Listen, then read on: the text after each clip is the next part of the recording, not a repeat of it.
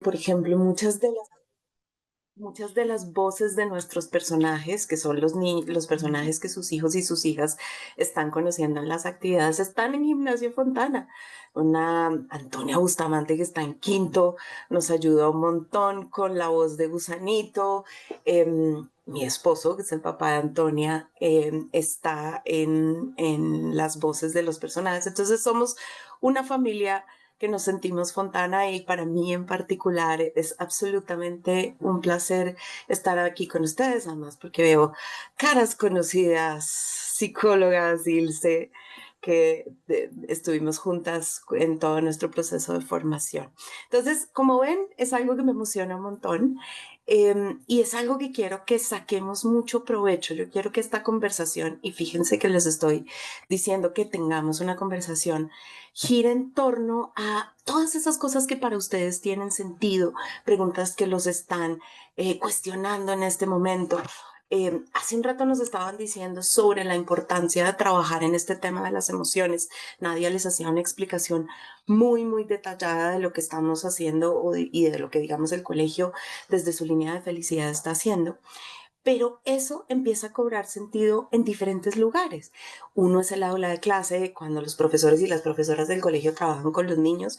Ustedes tienen todos nuestros personajes y todas las cosas que nosotros hacemos en aulas, pero también cobra sentido cuando ellos llegan a casa, cuando ustedes conocen a Chango y los niños y las niñas les enseñan a respirar, cuando ustedes empiezan a contarles, por ejemplo, o ellos empiezan a contarles cómo se dice no, cómo se expresa que uno está enojado. Entonces, por eso estas charlas que tenemos ustedes y nosotros son muy poderosas y los quiero invitar a que en este rato que tenemos juntos seamos curiosos, tengamos preguntas, no importa la pregunta que me quieran hacer, yo estoy más que contenta de contestarla y si no encontramos respuesta, buscamos respuesta entre todos.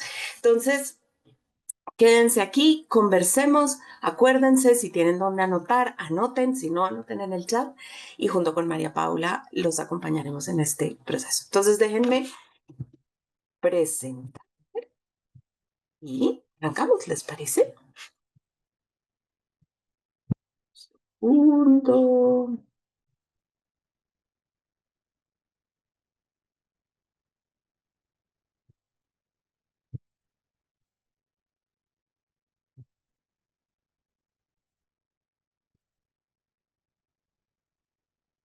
Perfecto. Ya están viendo mi presentación, ¿cierto? Asegurándome que pudiéramos ver el video. Bueno, muy bien. Entonces, el título de la conversación de hoy es un título muy grande, ¿no? Pautas de creencia. Eso es básicamente todo lo que hacemos todos los días con sus hijos y sus hijas, tanto nosotros como digamos, como ustedes en casa.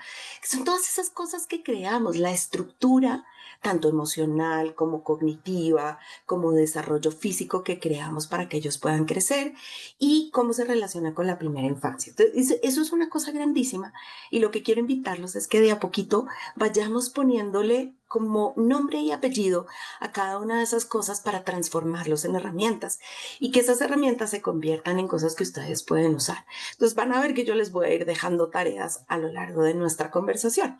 La primera tarea es que quiero que tengan un papelito al lado y en ese papelito, con un esferito, vamos a ir tomando nota de dos cosas. Una cosa es herramientas que ustedes creen que pueden usar. No necesariamente todas. Voy a hablar de un montón de cosas, entonces no se preocupen, porque además esta conferencia queda grabada y yo les mando la presentación y todo queda ahí, entonces no se preocupen en tanto anotar específicamente todo lo que hay ahí, sino qué se les ocurre que pueden usar ustedes con sus niños y sus niñas. Ellos claramente tienen un proceso con ustedes en donde ustedes saben qué es, qué necesitan, si son más emocionales, si les cuesta mucho expresar sus emociones, si son un poco volátiles, etcétera, etcétera. Entonces vamos a anotar eso. Y la segunda cosa que quiero que anoten en ese papelito que es muy importante son aquellas cosas que no sabían. Cosas que ustedes digan, yo pensaba que era distinto. Y piensen cuando anoten eso si hay algo más que quisieran saber. Y ese es un punto de partida para que nosotros empecemos a hablar de las preguntas. Entonces, vamos a empezar por lo primero. Lo primero que hay que hacer es entender el poder que tienen las emociones. Y les voy a invitar a que arranquemos mirando un corto video. Se ve segura, miren. Es lindo. Esta me gusta para Riley. Oh, no. Esta. Alegría, por última vez. No vivirá en una galleta. Yo quiero esta. Viene con un dragón. Estamos cerca, lo siento. Aquí es.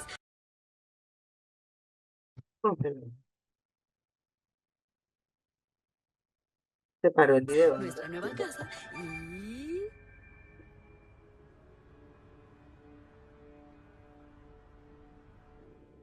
tal vez por dentro sea linda.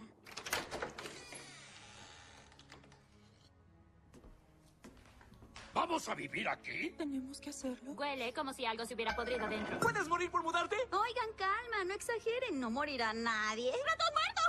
Vaya. Voy a vomitar. ¿Sabes a qué sabe el calor? ¿Qué vamos a hacer? ¡Nos dará rabia! ¡Bájate de mí!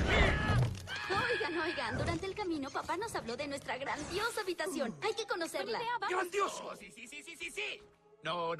Empiezo a envidiar al ratón. Traigan las cadenas. Este lugar es como una prisión. Este no es lugar para Riley. Él lo dijo. Interesante. Es horrible. Esto es peor que un desastre. Esta casa apesta. Es el peor lugar que he visitado en toda mi vida. Creo que... ¡Ey! Nuestras cortinas de mariposa harán la diferencia. Leí una vez que un cuarto vacío es una oportunidad. ¿Dónde lo leíste? Eso no importa, lo leí y es cierto. Pondremos la cama ahí y el escritorio allá. Y aquí la lámpara de hockey. Pon ahí la silla. Los trofeos irán para allá.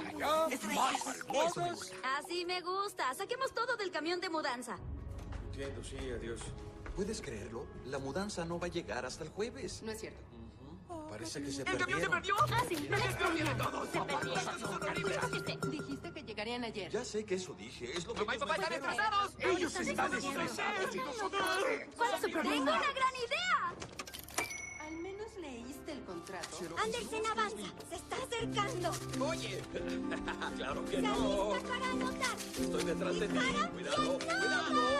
¡Sí! ¿Te esperas la abuela? Ja, abuela. Ah, se ató el cabello. Esto va en serio.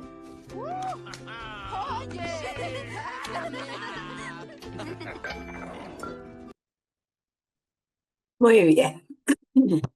Entonces, vamos a empezar a usar el chat para tener nuestra conversación. Me encantaría empezar a conversar con ustedes sobre esto. Entonces, vamos a hacernos varias preguntas sobre lo que estaba pasando en la cabeza de Riley. Obviamente, ustedes ya deben saber, esto sale de la película Intensamente, que dicho sea de paso, es tal vez una de las mejores formas en las que yo he visto que la ciencia se traduce a entretenimiento para niños. Literalmente, como ustedes lo ven, funciona el cerebro de las emociones y el desarrollo socioemocional de los niños y las niñas. Primero un poco con unas emociones muy básicas, como las que ustedes ven, que son 5 emociones, y si ustedes tuvieron la oportunidad de ver la segunda, en la medida en que los niños y las niñas van creciendo, esas emociones se van complejizando. Pero entonces voy a hacerles varias preguntas que me gustaría, como les dije, que pusiéramos en el chat. ¿Qué creen que estaba sintiendo Riley? Miren esa escena que es larga, desde que se baja del carro hasta que logra bajar a jugar con sus papás hockey. Si podemos ponerle algunas emociones, los leo en el chat. ¿Qué se les ocurre? ¿Qué estaba sintiendo? Ansiedad, confusión, miedo, perfecto. Miedo a lo desconocido, además. Muy bien, ¿qué más? Miedo, miedo al cambio, desagrado, el ratón, frustración, tristeza, muy bien. O sea, tuvo todo un rango de emociones alrededor de lo que estaba pasando. Tristeza de todo, sí, de la pérdida, de todo, correcto. Muy bien. Y cuando uno piensa más en lo que ella sintió, perdóname, porque es que si no, no les voy a ver el chat. Ya. Entonces, ¿qué estaba sintiendo? Por ejemplo, ¿qué le produjo esas emociones? ¿Qué identificaron? Claramente el asco se lo produjo el ratón, por ejemplo. Pero ¿qué fue lo que detonó en ella esas emociones? Lo desconocido, perfecto. El lugar desconocido, el cambio, súper bien. ¿Qué más? Ajá, el cambio, el duelo, qué lindo, Denise. La incertidumbre, perfecto. No saber qué va a pasar. Muy bien, exacto. Todas esas cosas. Entonces, miren cómo vamos empezando a completar el mapa de las emociones en la vida de los niños, en la vida de todos, pero vamos a mirarlo en la vida de los niños.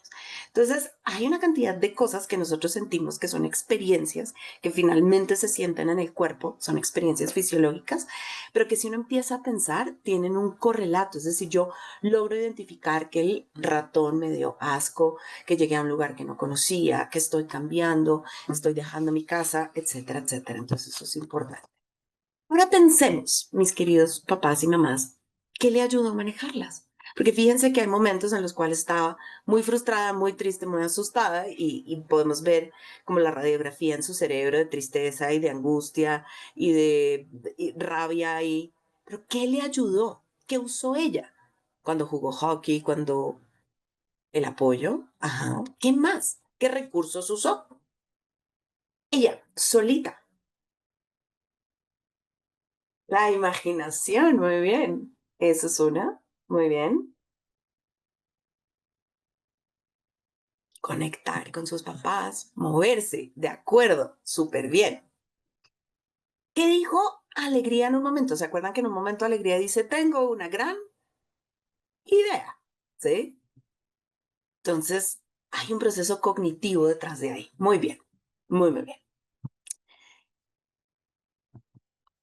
¿Qué capacidades emocionales creen ustedes, viendo a Riley en cuanto vimos 3 minutos de su razonamiento? ¿Qué capacidades creen que ella tiene? ¿Es capaz de hacer qué? Es una niña, si ustedes la tuvieran que describir, ¿es una niña qué? Una niña caprichosa, recursiva, eh, buscar la calma. Pero ¿cómo la describen a ella?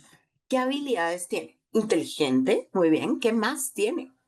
Es analítica, ¿ok? Es sensible, es recursiva, Daniela, tienes razón. Empática, pensó en sus papás, muy bien,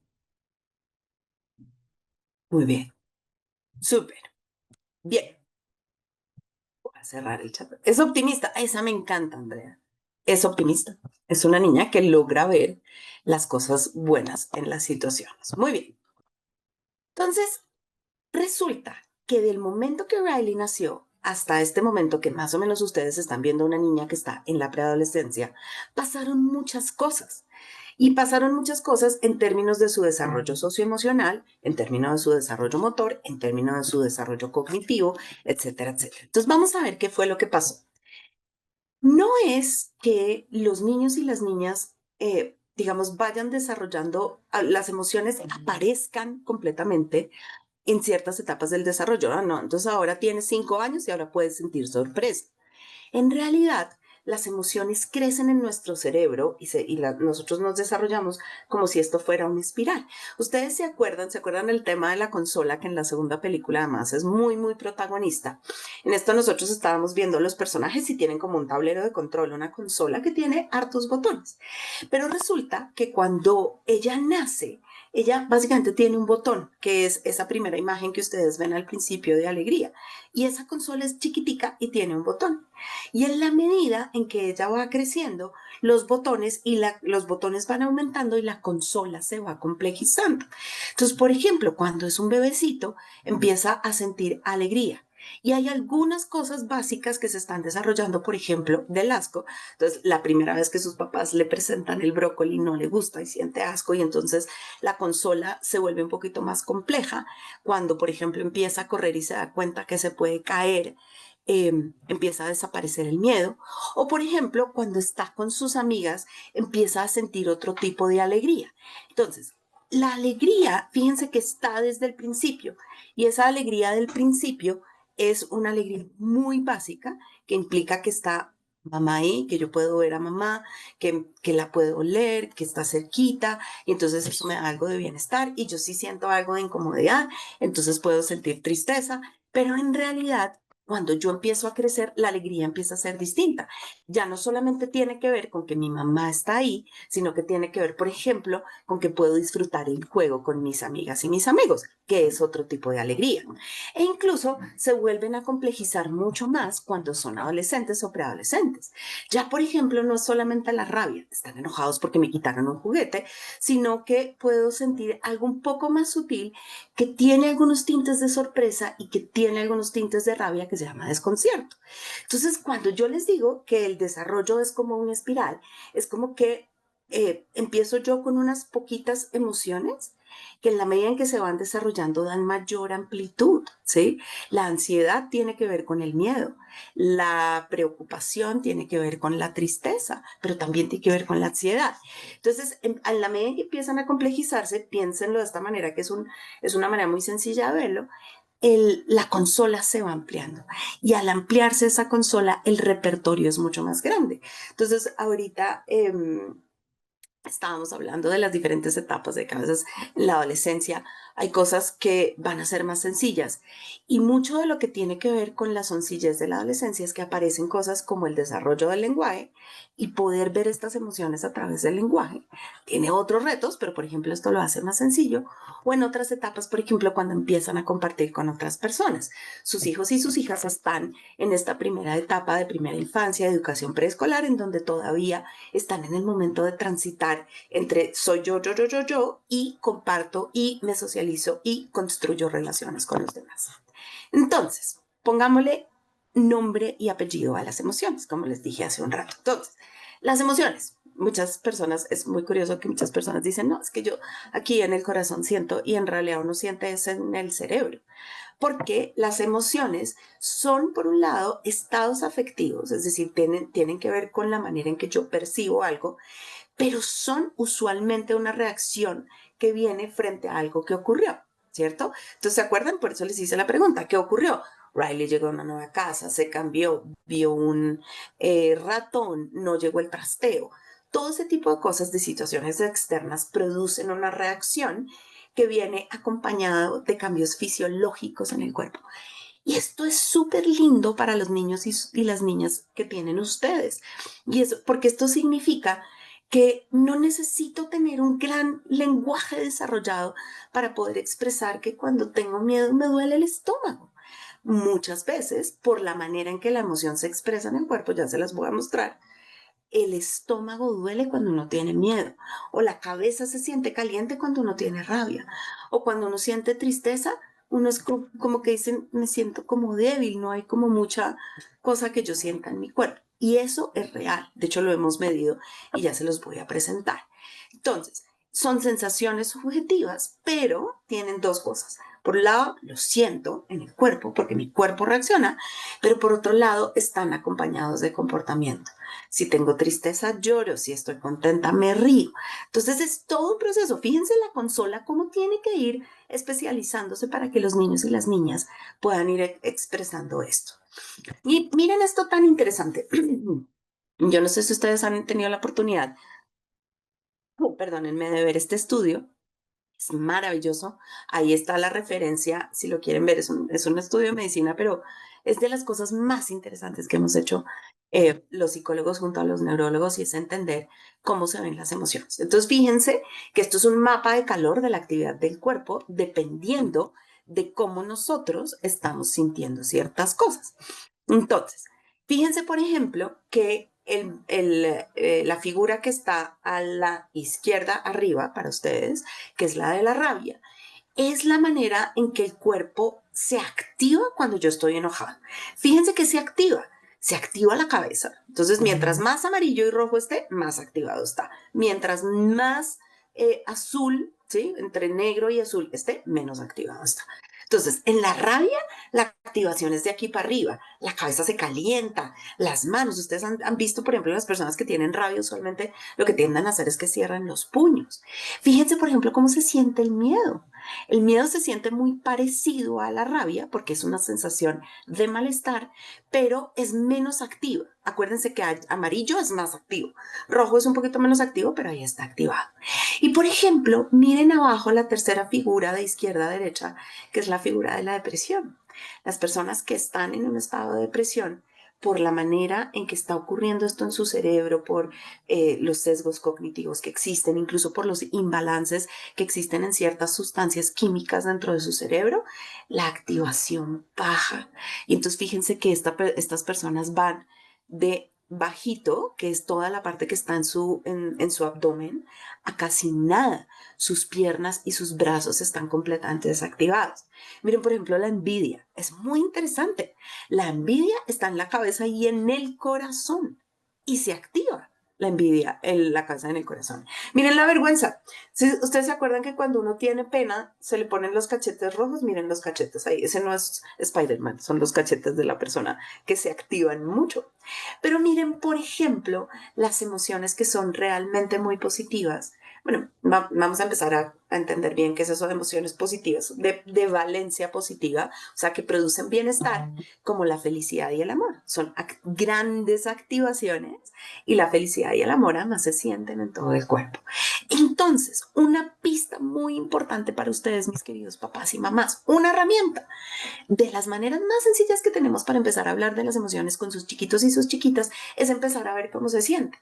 Entonces, ¿cómo se siente en el cuerpo? Y uno le puede decir, oye, ¿tú has sentido rabia? Yo he sentido mucha rabia. ¿O te acuerdas el otro día que te peleaste con tu hermano, que estabas furiosa?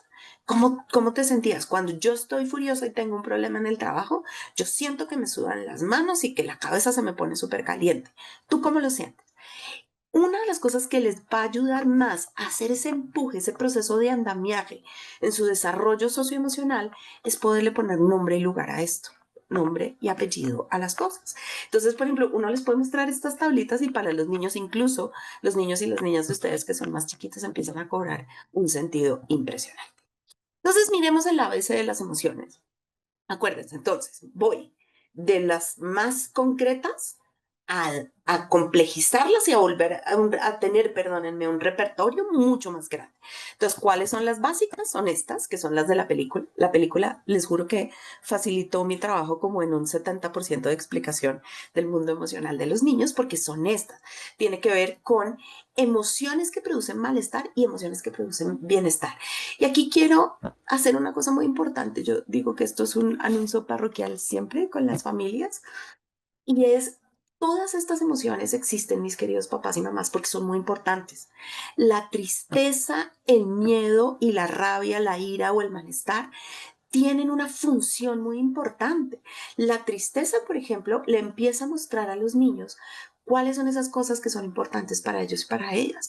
Empiezan a sentir que si pierden algo, eso no es chévere, les duele.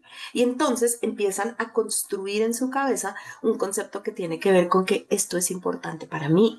Lo mismo la rabia. La rabia, por ejemplo, es una de las cosas que les permite de manera más profunda desarrollar asertividad, porque la asertividad tiene que ver con identificar que algo no está bien, la rabia, y poderlo expresar de una manera en la cual no hiero a los demás y me cuido a mí misma. Entonces, vamos a empezar a hablar de emociones, a dejar, perdónenme, de hablar de emociones buenas y malas y vamos a hablar de emociones que producen más bienestar y emociones que producen malestar. Que el malestar, mis queridos papás y mamás, es súper, súper, súper importante. Una de las cosas que nosotros hacemos en Aulas en Paz, que probablemente en algún punto nosotros empezamos a contarles dentro del colegio, es que hacemos un trabajo muy importante en prevención del riesgo de suicidio en la infancia y la adolescencia, que es un riesgo real, es un riesgo que además tiene ahora unos números que son realmente impactantes. Si ustedes miran las cifras de nuestro país de medicina legal, el año antepasado, porque las cifras del año pasado apenas van a ser publicadas, alrededor de 270 niños se quitaron la vida. 270 niños y niñas de nuestro país se quitaron la vida. Eso es muy alto. ¿Y eso qué significa? Significa muchas razones, pero lo que quiero contarles aquí, hablando de esto y de las emociones, no es, ármense, todo es terrible, todos los niños van a suicidarse. No. Pero sí hemos encontrado un patrón que es clave y que ustedes están en el momento más poderoso, más potente y más valioso de prevenir eso, y es el aprender a transitar por emociones negativas. Entonces, ¿a qué me refiero con esto? Resulta que muchas veces piénsense, hagan un ejercicio honesto, no me tienen que contar, este es para ustedes solamente. Pero piensa, por ejemplo, si alguna vez ustedes le han dicho a sus hijos, a sus hijas o a sus parejas, no llores por eso, es una bobada. Ay, qué boba. Ah, por eso está llorando. Ah, qué bobada. Ah, eso no importa. No, no, no, ven, vamos a jugar a otra cosa. No te preocupes por eso. Esos comportamientos que yo creo son de una genuina preocupación de sacar a la otra persona del estado de malestar, que eso puede ser una intención muy, muy positiva, tienen un riesgo muy grande. Y es que los niños y las niñas y los adultos no aprendemos a transitar en el malestar. Como les decía, el malestar es importante porque el malestar me permite saber a mí que yo puedo salir de esto, que hay algo que es importante, pero que dentro de mí están los recursos y que no me voy a quedar siempre triste y que no me voy a quedar siempre angustiada. Entonces aquí voy a empezarles a dar recursos. Hay un libro hermoso que usamos nosotros con los niños y las niñas más chiquitos que se llama Tristeza Manual de Usuario. Y más allá de poder identificar que uno está triste, ese libro lo que le permite a los niños y a las niñas saber es que la tristeza a veces se queda un poquito más de lo que nosotros nos imaginamos. Los niños son maravillosas esponjas que a veces tienen un estado emocional y rápidamente salen. Nosotros los definimos como olas. Pero hay momentos en que no. Hay momentos, por ejemplo, en donde tenemos pérdida de un familiar. Hay en donde tenemos pérdida de los abuelitos, incluso pérdidas de las mascotas que son tan importantes. Situaciones que son traumáticas, una enfermedad compleja de la familia, cosas de ese estilo. Y Tristeza Manual de Usuario, tarea para que el que los quieran ver, es precioso porque le enseña a los niños que tristeza a veces nos puede acompañar, pero que está bien, nos acompaña y eventualmente cuando estamos listos, tristeza se va. Entonces, segunda tarea, mis queridos papás y mamás, segunda o tercera, ya no me acuerdo, tiene que ver con su propio monitoreo. La próxima vez que ustedes se encuentren a sí mismos diciendo, oye, no llores por eso, ay, ya va a llorar por eso, ay, eso no importa, paren un segundo. Y vamos a empezar a cambiarlo por frases de este estilo. Vamos a empezar a cambiarlo. Veo por frases. Veo que esto te produce tristeza. ¿Quieres que te dé un abrazo? Está bien sentirse triste cuando no nos salen las cosas como queremos. Entiendo que estés enojado por lo que pasó. Vamos a intentar calmarnos primero y después lo hablamos. Está perdón, puedo entender que estés muy, muy enojado. Lo que no está bien es pegar. Eso no lo vamos a hacer. Si quieres, esperemos aquí mientras te calmas. ¿Qué necesitas para calmarte? Veo que estás muy enojado. Eso en vez de decir, tu emoción no vale la pena, tu emoción no es importante, lo que dice es, ok, pero por ejemplo, no se vale pegarme o no se vale pegarle a tus hermanos. Entonces, bienestar y malestar. Ambas son súper importantes. Las positivas, que se llaman estas de bienestar, las negativas, entre unas comillas gigantescas porque no son negativas. Ese tipo de cosas son muy importantes también.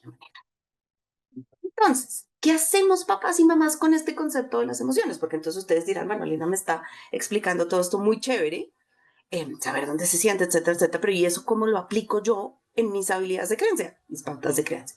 Entonces vamos a empezar a hablar de una herramienta poderosa, hermosa, que les sirve a ellos y les sirve a ustedes. Sobre todo a ustedes, mis queridos papás y mamás, que es la regulación emocional. Y todas estas emociones son muy importantes, pero esas emociones, sobre todo en la edad de sus hijos y sus hijas, son muy importantes porque ocurren de dos maneras. Por un lado se está desarrollando, ¿no? Cada día la consola se está volviendo más grande, pero por otro lado hay procesos en el cerebro y, digamos, eh, ¿cómo se dice? Estructuras, perdónenme, del cerebro que todavía no están desarrolladas. Por ejemplo, esta que está aquí adelante, que se llama el córtex prefrontal, que yo siempre les digo, mientras eso todavía no esté desarrollado del todo, nosotros somos unos agentes externos de regulación. Entonces, la regulación es la capacidad que yo tengo para reconocer, para monitorear, para expresar y para adaptar mis emociones. Pero eso requiere que esta parte de mi cabecita está muy desarrollada y sus chiquitos y sus chiquitas todavía no lo tienen desarrollado, está en proceso. Y hay muchos que lo hacen de una manera muy bonita, pero todavía no está lista. Entonces, ¿por qué es importante? Pues porque me permite a mí hacer ese proceso de expresar la emoción, de, yo siempre les pregunto a los papás y a las mamás, ¿cuál es la edad más agresiva? Y entonces aquí, no se preocupen, ya les voy a dar la respuesta. La edad más agresiva son los 2 años, porque es una edad donde yo no tengo lenguaje, ¿sí? Entonces, o estoy apenas desarrollando un vocabulario que me pueda expresar, por ejemplo, que mi hermano me cogió el camión y entonces yo estaba haciendo una torre sí, eso no lo tienen los niños. Los niños, el hermano le coge el camión, el otro se lo rapa y va y le da con el camión en la cara, porque no pueden mediar a través del lenguaje esa rabia que tienen.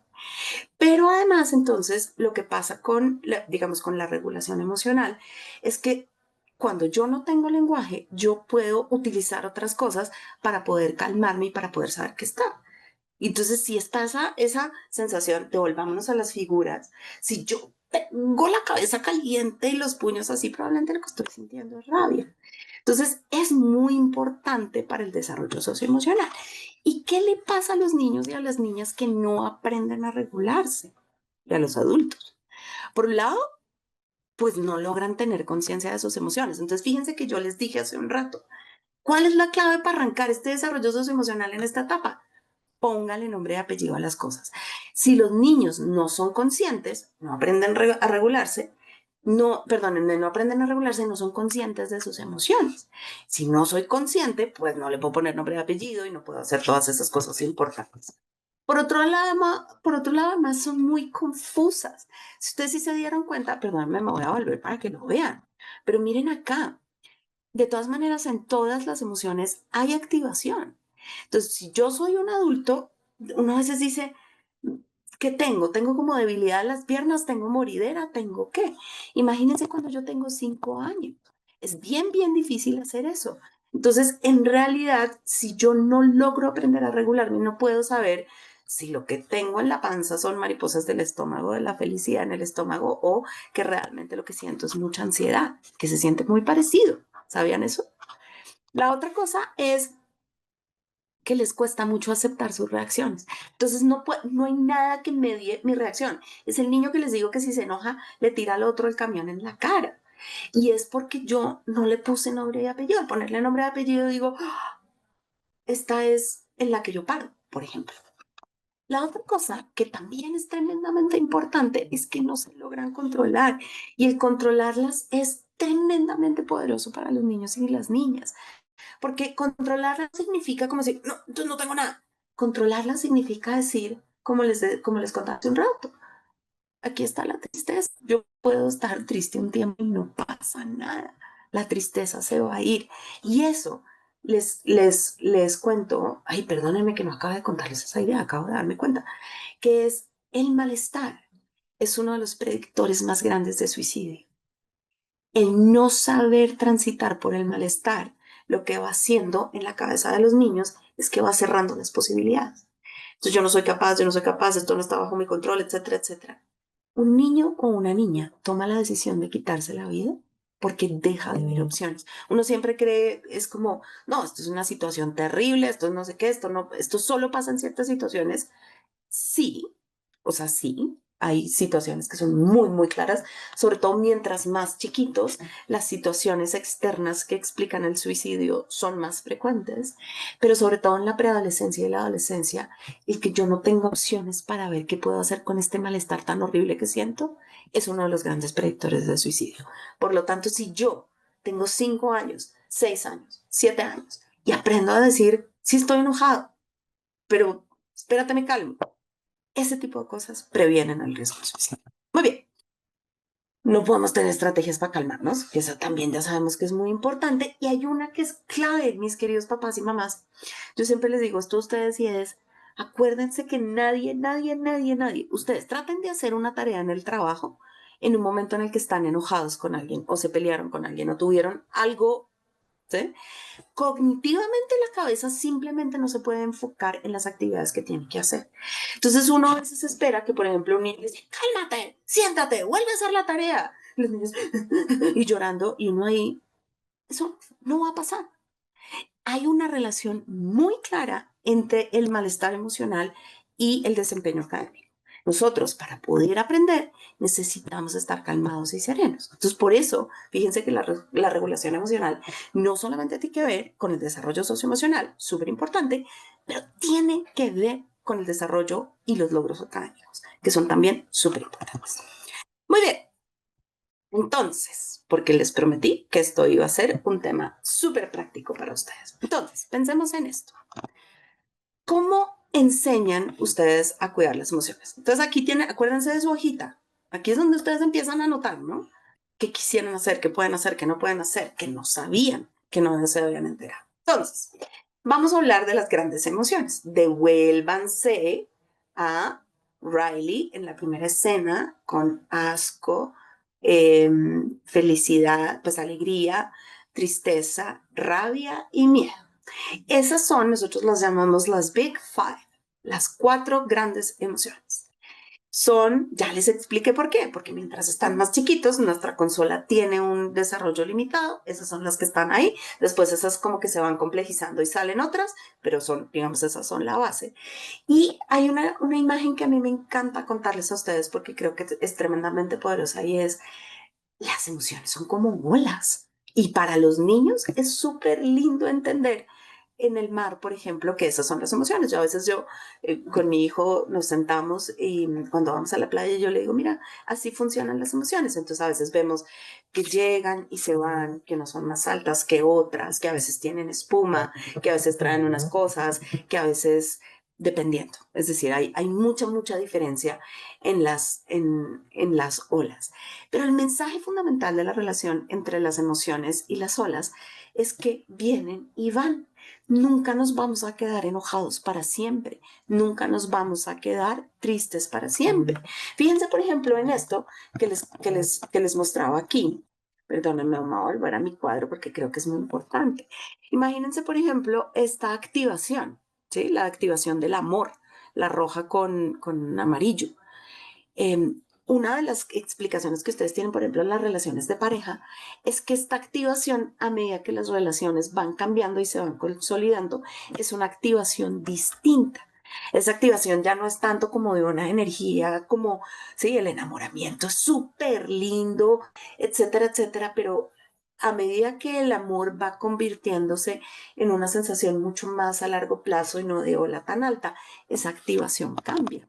Entonces, por eso, cuando nosotros hablamos con los niños de las olas y estas emociones, las olas no se van a quedar en la playa para siempre, se van a devolver, van a ir, van a volver.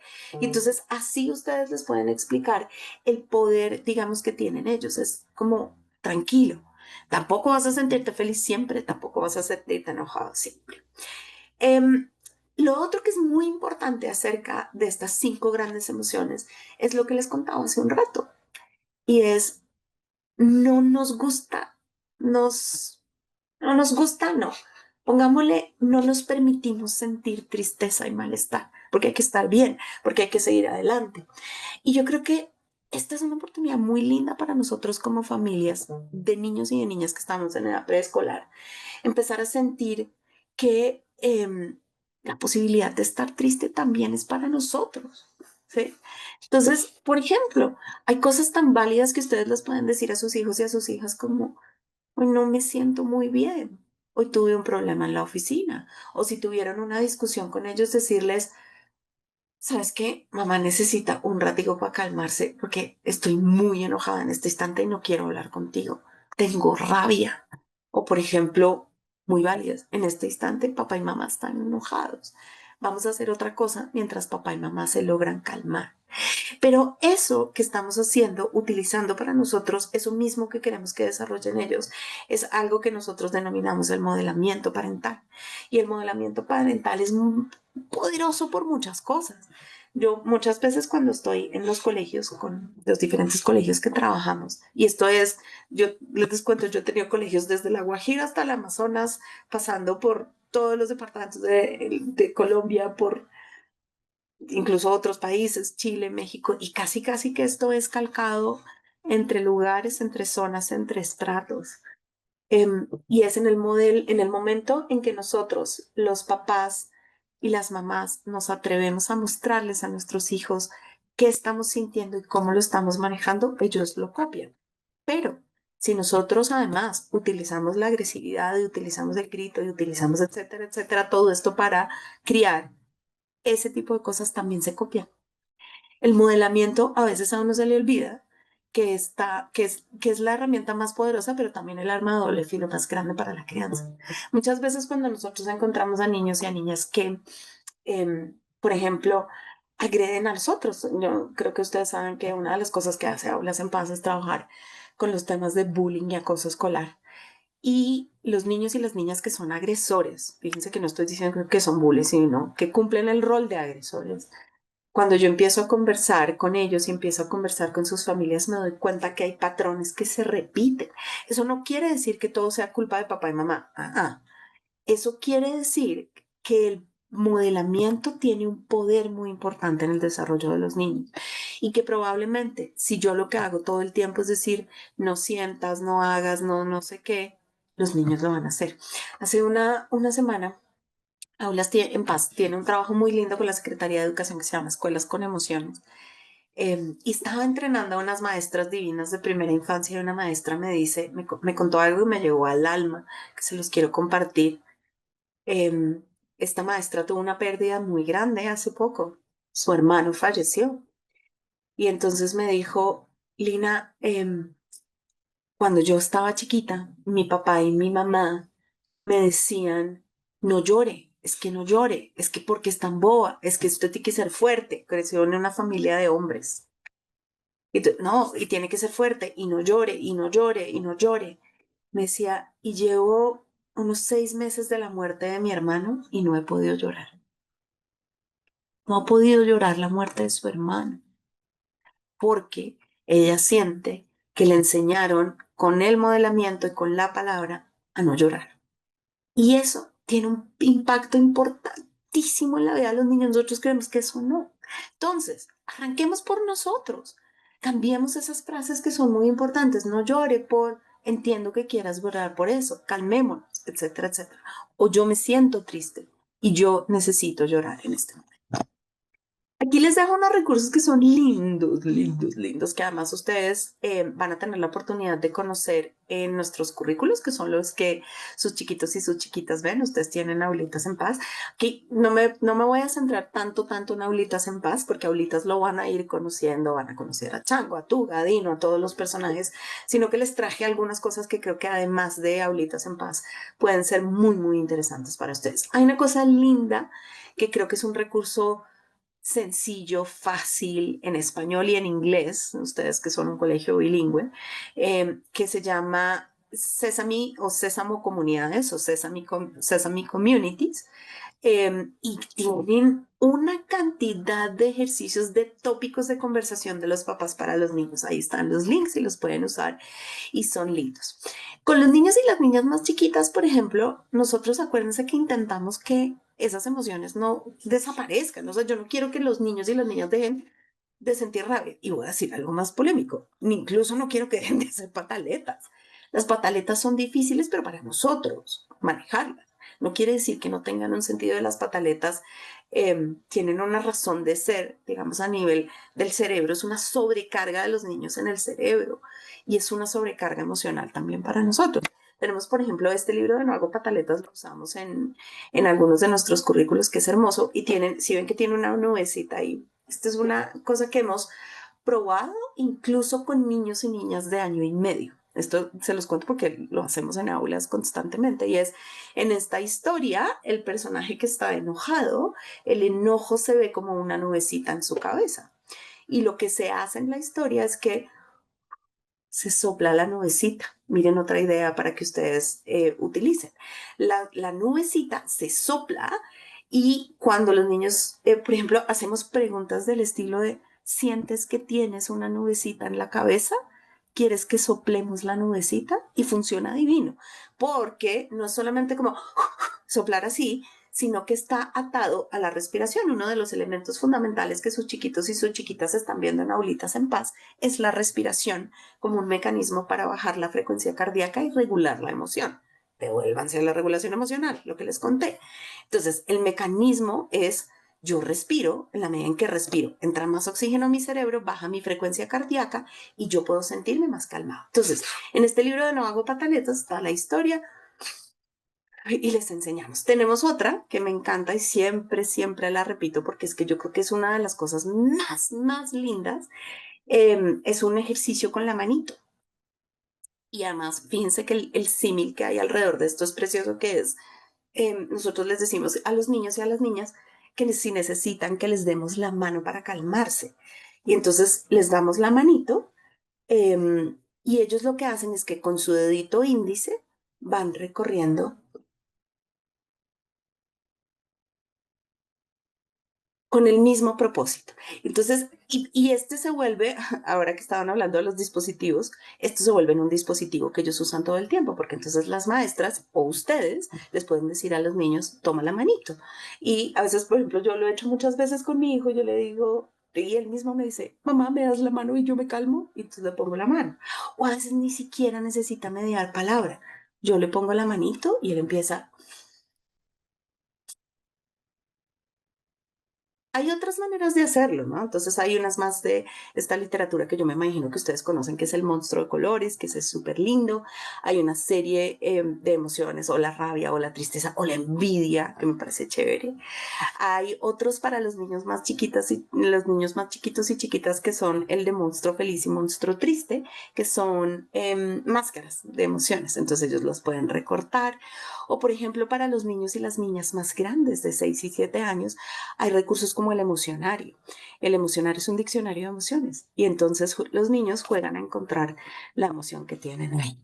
Hay otros que tenemos nosotros en la página de Aulas en Paz. La página de Aulas en Paz está abierta, todos los recursos son gratis, los que ustedes pueden bajar, en donde, por ejemplo, utilizamos el termómetro de emociones, como cuánto, sí, como es una manera como en una escala de poner qué tan enojado, qué tan feliz estoy.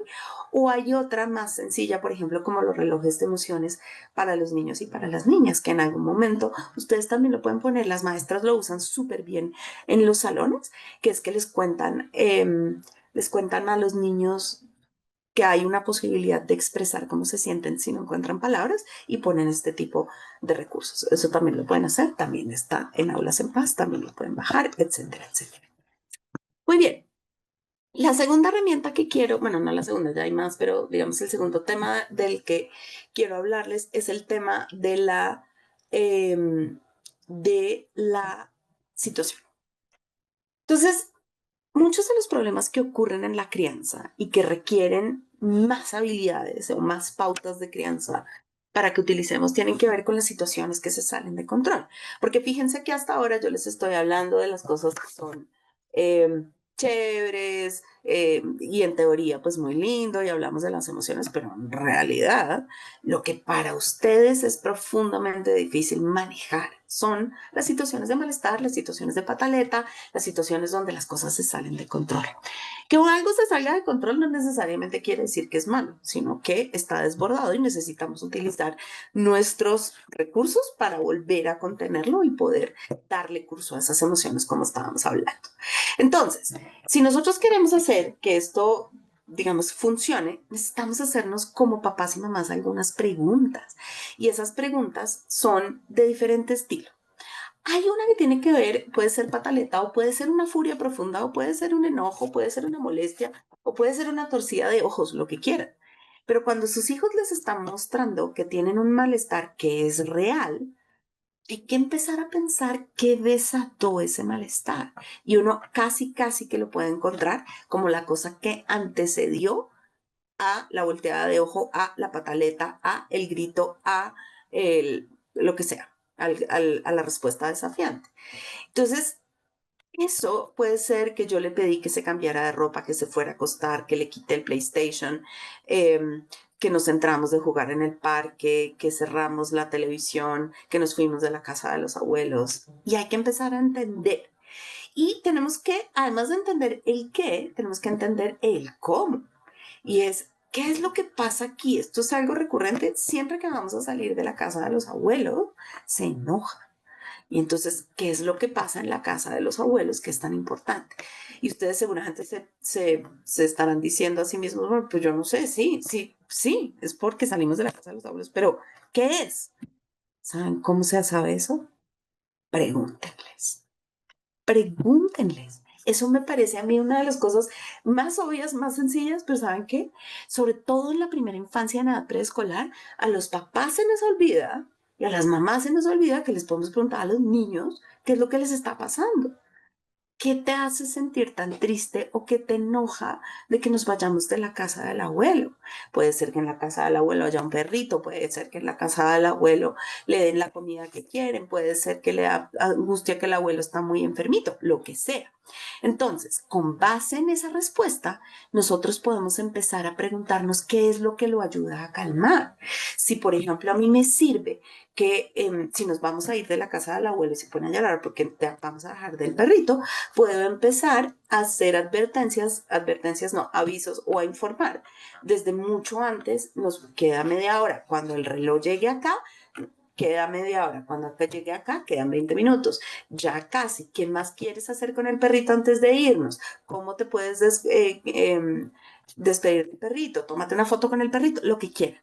Pero de todas maneras, hay que desarrollar estrategias que cuando ustedes entiendan cómo es que esto les produce malestar, les ayuden a calmarlos. Ahora, ojo, ojo, ojo. Estas no son cosas que hacen ustedes, estas son cosas que hacen ellos para calmarse, que ustedes los acompañan. ¿Qué se te ocurre que podemos hacer? Porque entonces ahí es donde promovemos el desarrollo. Si les solucionamos la vida entera, pues entonces eso no va a servir. Y además, una cosa muy importante es que yo sí he pensado, no todos los teóricos que trabajamos en esto del desarrollo socioemocional y las habilidades parentales nos hemos dado cuenta que en gran parte esto se vuelve un desastre cuando los papás nos enojamos y nosotros mismos perdemos la calma. Entonces, si a ustedes les saca la piedra profundamente, que es que no se quiera ir porque el perrito, primero el trabajo es entender nosotros qué estamos sintiendo, qué tenemos que hacer para manejar eso que estamos sintiendo que nos parecen muy importantes. El perrito. Muy bien. Este me encanta ponérselos porque siempre es una alegoría de Mafalda. Yo creo que a veces, y sobre todo con los chiquitos, y yo quieren que les confiese una cosa, esto a mí también me pasa un montón. En estos días estábamos haciendo un chiste, yo no sé si han oído esto del roast challenge de ChatGPT, y entonces le dije a ChatGPT que me hicieron roast challenge y se burló de mí diciéndome que yo que trabajo disciplina positiva, a veces cuando Sergio deja las cosas tiradas, Sergio es mi hijo, deja las cosas tiradas por quinta vez, ya la disciplina positiva se me convierte en contar del 3 al 1 invocando un demonio. Básicamente, porque además es cierto, muchas veces nosotros no, pues nos abandona. ¿Y saben qué, papás y mamás? Pues sí, está bien. A veces a mí también se me sale la disciplina positiva del cuerpo y tenemos que entender que eso hace parte de la vida y que muchas veces el secreto no está en ser 100% consistentes todo el tiempo, sino buscar maneras en las cuales nos acercamos cada vez más y más hacia la consistencia. Eso es tremendamente importante. Entonces, claro, no podemos esperar autonomía si nosotros no promovemos autonomía. Es que yo quiero que se vista solo y no sé qué, pero todas las mañanas no lo he visto. Es que yo quiero que se calme, no sé qué, pero entonces yo le digo, nada, no, cálmate y lo distraigo. Lo que necesito es empezar a buscar la consistencia. El siguiente tema del que quería hablar con ustedes ya para empezar a cerrar esta conversación es ¿cómo se puede promover la empatía? Fíjense que nosotros estamos hablando de una etapa del desarrollo donde sus hijos y sus hijas naturalmente están muy centrados en sí mismos. Eso no tiene problema, eso hace parte del desarrollo. Pero yo les contaba hace unos días a estos profesores que están en el programa de Escuelas con Emociones con nosotros, les mostraba unos videos que yo no sé si ustedes alguna vez los han visto, de pronto después en otro espacio que tengamos con María Paula y el equipo se los podemos ir mostrando de los orígenes evolutivos de la ayuda. Hay un antropólogo maravilloso que se llama Michael Tomasello, que empezó a estudiar niños muy chiquiticos, año y medio. En esos videos que ellos graban en el laboratorio se ve como los niños naturalmente al año y medio intentan ayudar. Entonces a alguien, por ejemplo, se le cae unas llaves y el chiquitico que está ahí con la mamá sale corriendo y le pasa las llaves a la persona. Y lo que encontró este señor Tomasello es que la ayuda viene alambrada, viene en nuestro ADN, es parte de lo que nos hace, digamos, humanos y que compartimos además con ciertos primates. Por ejemplo, los chimpancés. Los chimpancés también naturalmente en esas edades ayudan. Y, por ejemplo, también les cuento que cuando hay bebés chiquiticos, por ejemplo, 6, 7 meses, que tienen otro bebé chiquitico al lado y está llorando, Muchas veces los niños y las niñas empiezan a llorar y uno dice, "¡Ah! ¿Qué pasó acá? ¿Será que hay que cambiarle el pañal?" Y en realidad no. Lo que está pasando es que están conectándose con la emoción del otro. Entonces, sus niños y sus niñas vienen con el poder de conectarse y de ser empáticos. Viene alambrado en su ADN. ¿Por qué no? O sea, porque entonces Lina me acaba de decir que son súper egocéntricos. Tiene que ver con el poder de la socialización y su desarrollo cognitivo. Eso no, eso, o eso a lo que nos llama, mis queridos papás y mamás, es a que empecemos a pensar cómo promoverlo. Cómo promover, por ejemplo, que un niño empiece a sentir cómo se sintió el otro. Entonces, llegan del colegio y uno le dice, ¿qué pasó? Y no, mamá, es que Julia se puso a llorar. ¿Por qué? Porque Sofía le quitó un juguete. ¿Y cómo crees que se sintió Julia cuando Sofía le quitó el juguete? Fíjense que es una pregunta chiquita, pero tremendamente poderosa porque es una pregunta que conecta, no solamente con lo que sintió Julia, sino con la motivación de Sofía. Y eso ayuda un montón a desarrollar y a que esas cosas que vienen alambradas en el cerebro innatas funcionen bien. Y además también empezamos a pensar en cómo podemos aliviar el dolor del otro, que es una habilidad que, como les digo, viene alambrada, pero la parte cognitiva de esa habilidad, como por ejemplo, cómo crees que, no sé, María Paula necesita, o cómo crees que puedes ayudar a María Paula para que se sienta un poco mejor. Ese tipo de cosas también funcionan un resto. Y no hay que hacer grandes esfuerzos, papás y mamás. De verdad, yo a veces digo, con todo lo que tenemos que hacer en la vida, porque, que tenemos cosas y obligaciones. Por ejemplo, ustedes están conectando a sus hijos a otras cosas en este momento, pero seguramente además están respondiendo cosas de la oficina y están haciendo y terminaron de lavar la loza, hicieron un montón de cosas. El mundo ya es complicado para nosotros. Entonces, mi invitación siempre es a utilizar espacios que ya existan. Entonces, por ejemplo, hay espacios para los más chiquiticos, por ejemplo, como Daniel Tigre, como Cocomelon, por ejemplo, que son imágenes, historias muy cortas con este mensaje, pero esto no se trata de que ustedes sienten a los niños y dicen, Lina lo mandó a ver Cocomelon y entonces viendo Cocomelon ya lo aprende. Es que ustedes se sienten y, por ejemplo, preguntarles qué siente JJ cuando su mamá lo dejó acá o cuando su hermana le hizo esto, esto y esto. O ¿por qué crees que los juguetes quieren tanto a la doctora Juguetes? Ese tipo de preguntas son las que promueven el desarrollo. O incluso, por ejemplo, para los niños más grandes, a mí me encanta, hay varios capítulos de Spidey, este es para los niños hombres, en donde Hulk aprende a respirar. ¿Sí? Hulk aprende a calmarse. O, por ejemplo, en donde algunos de los perritos de Paw Patrol no, tienen que perseverar porque en realidad no son muy buenos haciendo ciertas cosas. Entonces, estos programas que ya sus hijos naturalmente ven y que están expuestos a ellos pueden ser grandes oportunidades. La otra cosa es que tratemos de evitar hacer cosas que no promuevan el desarrollo. Esto es difícil de explicar, pero cuando lo entiendan van a decir, wow. Y es, nosotros en una sola frase, cuando estamos hablando con los niños y cuando estamos criando a nuestros hijos y a nuestras hijas, les decimos todo lo que pasó, les describimos la situación, les hablamos de las emociones y por lo tanto erradicamos toda posibilidad de aprendizaje socioemocional ahí. Entonces, por ejemplo, imagínense que Julia y Sofía estaban jugando, se pelearon, alguien se cayó, un llanto, etcétera, etcétera. Y entonces nosotros inmediatamente lo que vamos a hacer es que en una sola frase vamos a mirar al cuarto de Sofía y de Julia y entonces les decimos, ¿viste?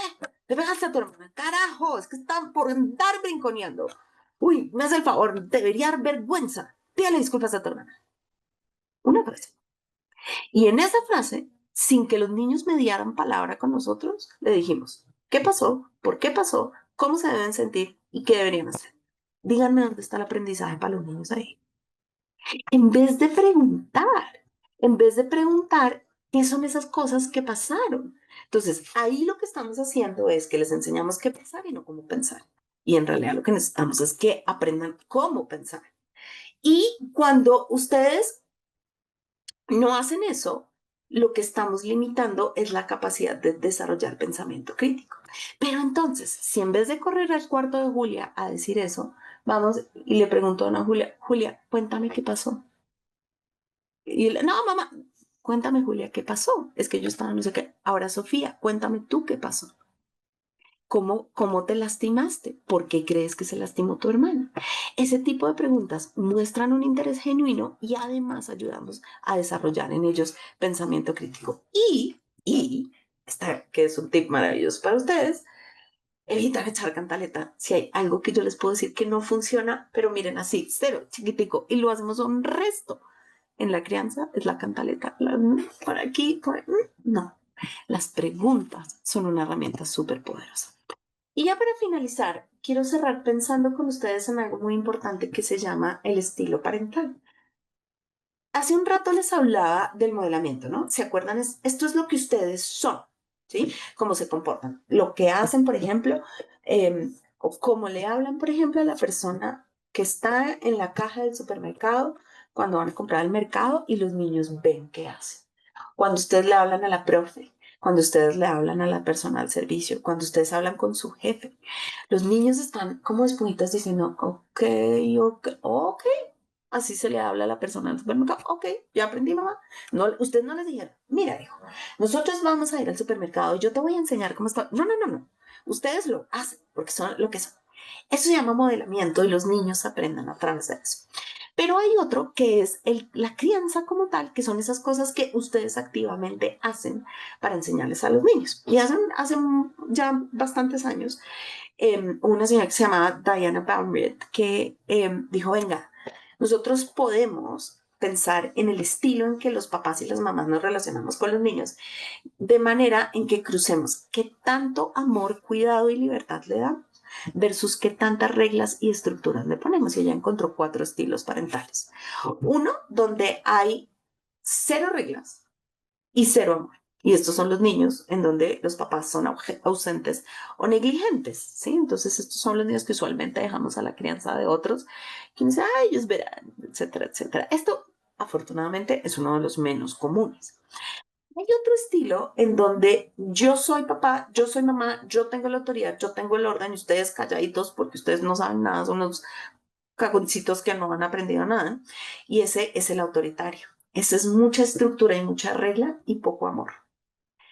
Hay otro que es al contrario, que es lo que yo denomino los amigos de de los niños, ¿no? Entonces, no, Lina, yo soy el amigo de mi hijo y entonces o sea, hacemos todo, yo confío y entonces yo les digo, no, no, no, mis queridos, nosotros somos los adultos. Aquí es donde nosotros ponemos la regla. No somos amigos, amigos son los que están en el colegio. Nosotros necesitamos poner una estructura. Entonces, mucho amor, poca regla, es permisivo. El que sabemos que funciona mejor es el asertivo o el democrático, el autoritativo se llama. Y es uno donde hay, fíjense, mucho amor, mucha confianza, mucho todo, pero al mismo tiempo mucha regla y mucha estructura. Entonces miremoslo con cuidado. ¿Qué pasa cuando yo soy autoritario? Pues por un lado, estos son los papás que dicen aquí mando yo y por qué no, y por qué sí. Ahora, quiero que no me vayan a malinterpretar. Ustedes sí mandan y se vale decir porque sí. ¿Sí? Porque a veces me dicen, no, pero entonces todo lo tengo que dialogar y conciliar. No, no, no. Ustedes son los adultos. Entonces hay un montón de cosas que ustedes pueden decir, ¿por qué? Porque yo soy tu mamá. Y eso vale todo lo que no se imaginen. Porque acuérdense que el estilo asertivo tiene mucho regla y mucho amor. Este, en cambio, tiene poquito amor y mucha regla. Entonces ahí lo que hago es ser yo muy autoritario y no tener en cuenta lo que mis hijos o mis hijas me dicen. Entonces me dicen, oh, son los papás, me dicen, Lina, mira cómo me respeta. Y en realidad yo no creo que lo respete, yo creo que le tiene miedo o rabia, ¿sí? Ahí además hay un problema enorme y es que usualmente en el autoritarismo la manera de crianza que se usa es la agresión, el grito, el golpe, etcétera, etcétera. Y eso sí sabemos que tiene un efecto fatal en la vida de los niños, porque básicamente esto es lo que nos están diciendo a través del modelamiento y a través de la crianza, pues es que gritar y golpearse vale. Entonces, ¿qué van a hacer los niños cuando lleguen al colegio? Gritar y golpear se vale. Entonces, hay que defenderse y no dejársela montar. Y estos son mis niñas y mis niños que terminan en el colegio cumpliendo el rol de agresores. El otro lado también es igualmente malo, que es como los niños que se creen que son los dueños del mundo, ¿sí? Y no, mi gran amigo Jorge Eslava siempre dice, que nosotros tenemos que ayudar a controlar a los pequeños emperadores de la galaxia. Los niños creen que son los pequeños emperadores de la galaxia si nosotros no les mostramos la importancia de la empatía, de la socialización, del reconocimiento emocional. Estos chiquitos y estas chiquitas de papás y mamás permisivos son los niños que no hacen caso, fundamentalmente porque ellos creen que, o no, ellos sienten, y en realidad es verdad, no hay límites. Entonces es lo que ellos quieran, como quieran y cuando quieran. Y finalmente está este otro estilo que es el que nosotros promovemos y que la razón por la cual ustedes están aquí, que además es una de las cosas que más me gusta y me emociona de trabajar con ustedes, es que estamos aprendiendo a desarrollar estas competencias que tienen que ver con mucha firmeza. No me vayan a malinterpretar. Aquí la firmeza y el decir porque soy tu mamá se vale, y silencio se vale, y no sales se vale. Pero ese no sales también va acompañado de entender que, de decir, por ejemplo, yo entiendo que esto te molesta, yo entiendo que no te gusta, yo entiendo que ya que querías seguir jugando, pero, ¿sí? Y esa es la mezcla que a nivel de la literatura, que a nivel de todas las cosas que tienen que ver con el desarrollo moral y el desarrollo socioemocional de niñas y adolescentes funciona muy bien. Entonces, para cerrar y para que podamos hacer algunas preguntas y conversemos, quiero cerrar con una idea y una tarea, y la tarea final. Imagínense que como por allá, por 1997, más o menos, hicieron un experimento maravilloso, unos psicólogos del desarrollo, los que estudiamos estas cosas somos psicólogos del desarrollo, hicieron un experimento maravilloso que se llamaba como la promoción, la creación en un ambiente de laboratorio de la cercanía emocional. Entonces, ¿qué hicieron? Ellos dijeron, vean, nosotros nos hemos dado cuenta que cuando las personas empiezan a conversar y se hacen las preguntas correctas, es muy fácil desarrollar cercanía. Y esa cercanía tiene que ver con poder hacer preguntas que para el otro han de cuenta como que lo haga volver en sí mismo y lo haga pensar. Entonces, ese experimento ha tenido todas las réplicas que ustedes se puedan imaginar. Hay unos experimentos maravillosos, por ejemplo, que se han hecho en Canadá, en la Universidad de McGill, en donde ellos encontraron que esto funciona, ¿no? Entonces, el principio fundamental es que ustedes se sientan a hablar con una persona. Si yo los pongo a hablar de el clima, o los pongo a hablar de el paro de hoy, o los pongo a hablar de la receta de pizza, ese tipo de cosas no promueve la cercanía. Pero si yo cojo a dos personas de ustedes y los siento hablar y les digo, si ustedes pudieran saber, por ejemplo, cómo va a ser el último día de su vida, ¿qué quisieran saber? ¿Qué quisieran saber de ese día? ¿Dónde están? ¿Con quién están? Etcétera, etcétera. Y fíjense que esa es una pregunta que automáticamente a uno lo devuelve para adentro. Si ven, es como, ok, yo tengo que ponerme a pensar.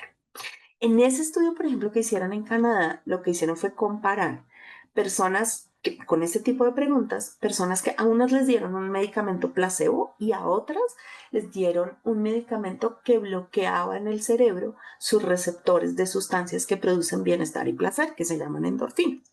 Entonces, hicieron la comparación y se dieron cuenta que a pesar de conversar de cosas que tuvieran sentido, si uno se tomaba un medicamento que no pudiera permitir sentir placer y bienestar en el cerebro, esas preguntas no funcionaban.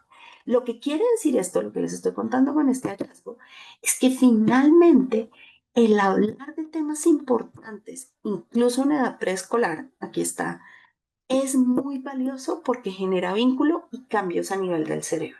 Entonces, imagínense que uno de esos experimentos lo hicieron con niños chiquitos y descubrieron que una de las mejores maneras de promover la conexión entre padres, madres y sus hijos y sus hijas tenía que ver con hacer esa conversación de sentido. Ustedes dicen, pero Lina, si ya me explicaste que los niños todavía no tienen tanto lenguaje, lo que encontraron fueron que las preguntas no son tan complicadas para los niños, pero son preguntas, acuérdense, que echan para adentro, ¿cierto? Entonces, por ejemplo, una pregunta maravillosa, justo ayer se la hice a mi hijo, le dije, oye, si tú pudieras imaginarte un día maravilloso en tu familia, con tu papá, tu hermana, conmigo, ¿qué harías? ¿Qué quisieras hacer? ¿Cuál sería el día más maravilloso? Se quedó pensando un rato largo y entonces empezó a contarme, por ejemplo, que le gusta el fútbol, pero que le gusta jugar pero que sabe que a mamá no le gusta jugar el fútbol, pero que mamá juega básquet. Entonces me gustaría el fútbol con papá, pero también para jugar con mamá y Antonia tenemos que jugar básquet e iríamos a comer a nuestros restaurantes favoritos y nos sentaríamos a ver una película en familia. Entonces empezó a él a identificar dentro de sí mismo cuáles son esas cosas que significan familia y momentos felices para ellos. Y lo que parece mostrar la evidencia científica alrededor de estas preguntas es que promueven la cercanía emocional de una manera muy importante. Entonces aquí está su tarea y aquí está el cierre de nuestra conferencia. La última cosa que quiero que anoten en esa hojita que les dejé es cuál sería la pregunta que le quieren hacer a sus hijos y a sus hijas. Acuérdense que no puede ser muy complicada. ¿Cómo sería tu día ideal si pudieras tener un día en que tú y yo nos fuéramos a otro lugar del mundo? ¿A qué lugar quisieras ir? ¿Cuál ha sido el día más feliz que has tenido en las últimas 2 semanas? Acuérdense que ellos no pueden pensar a largo plazo. Anoten esa pregunta. Y mañana, pasado mañana, el fin de semana, en algún punto, háganselas. Pregúntenles qué, pero tiene una condición. Esa pregunta no puede ser que ustedes les digan, ah, no, pero es que ir a Barranquilla, qué pereza, porque es que allá está la tía. No, tiene que ser una pregunta que conecte y tienen que tener ustedes una actitud genuina de curiosidad al oír la respuesta de sus niños. Y ténganse por actividad hacer eso cada cierto tiempo. Promueve la imaginación, promueve la conexión y les permite a ustedes también promover el desarrollo socioemocional. Muchas gracias, papás y mamás.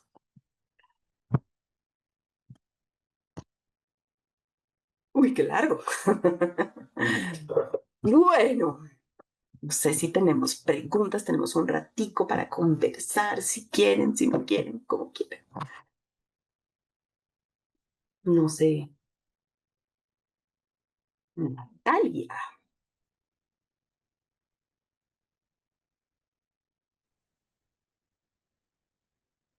Wow, Lina, muchísimas gracias por esta charla tan importante y valiosa para todos nuestros papás en estas edades.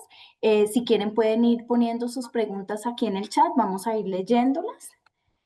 Hasta ahorita,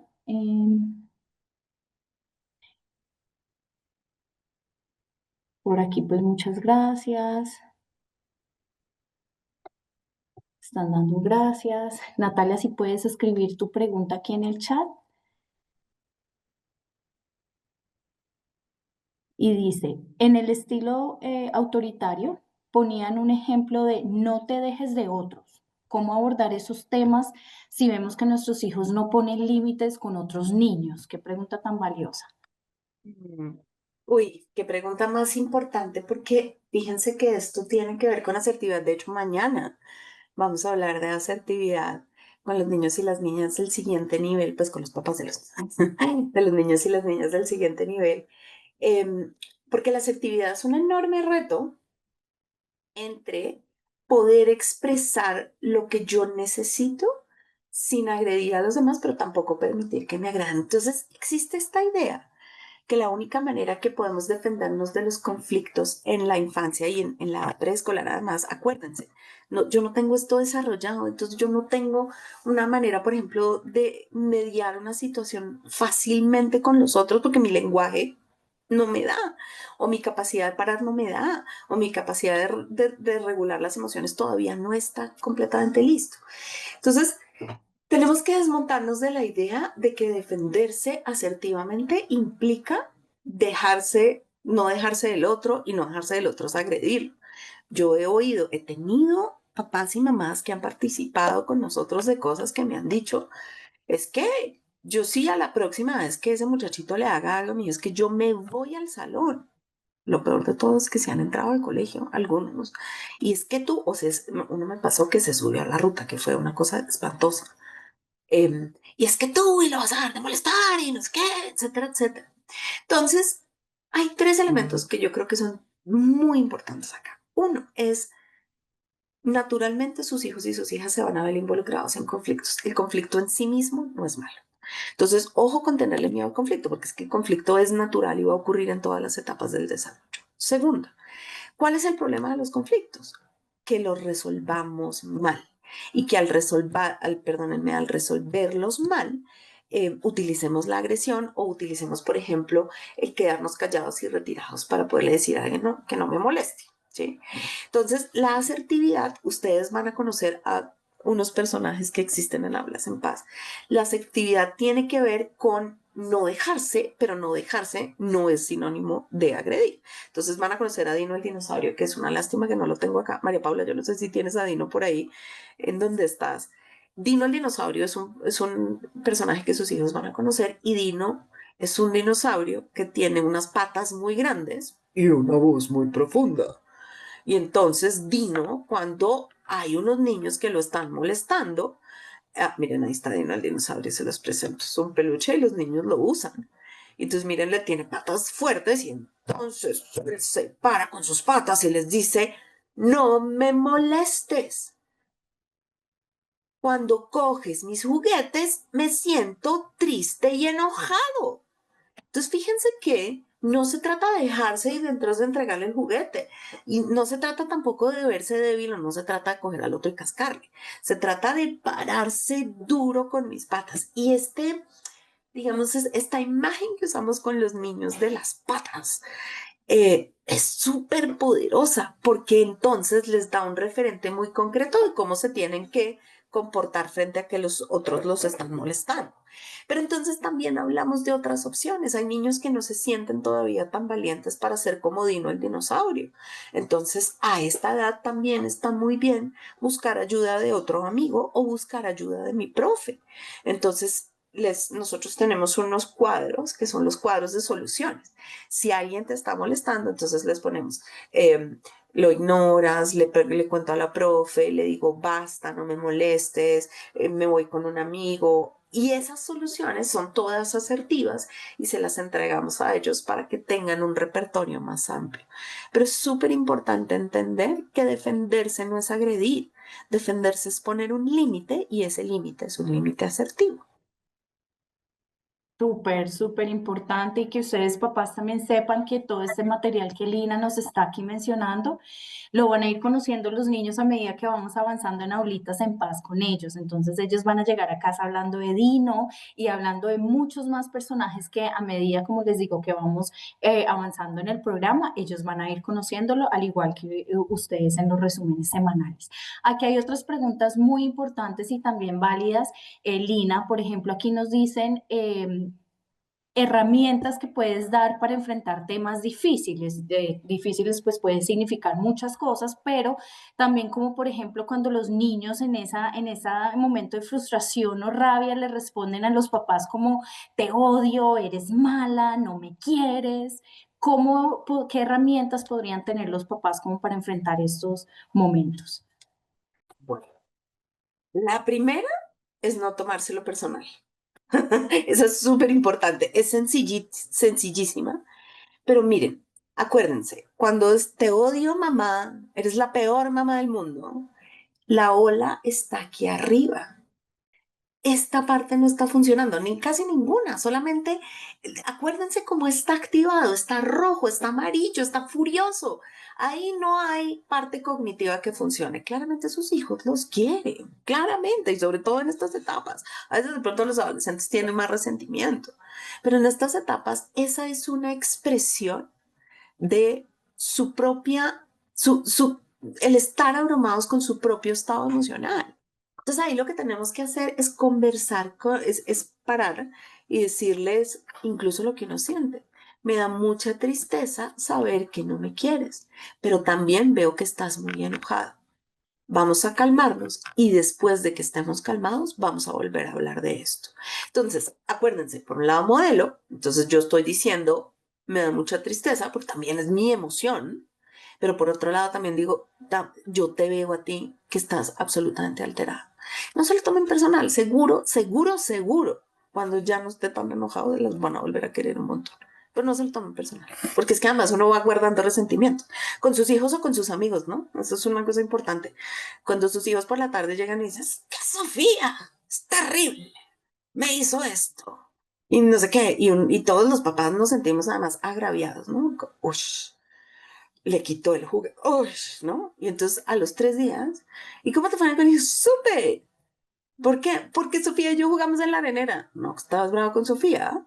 Sí, no importa. Entonces no son peleas de ustedes, son de ellos. Y esto son capaces de irlo resolviendo. Entonces, no se lo tomen personal. De verdad no se lo tomen personal. Ni con los suyos ni con los demás. Muy valioso. Y eso ahorita también hablabas un poco de esos momentos de ellos, pero también en estas edades se ve mucho la parte de la frustración, ¿no?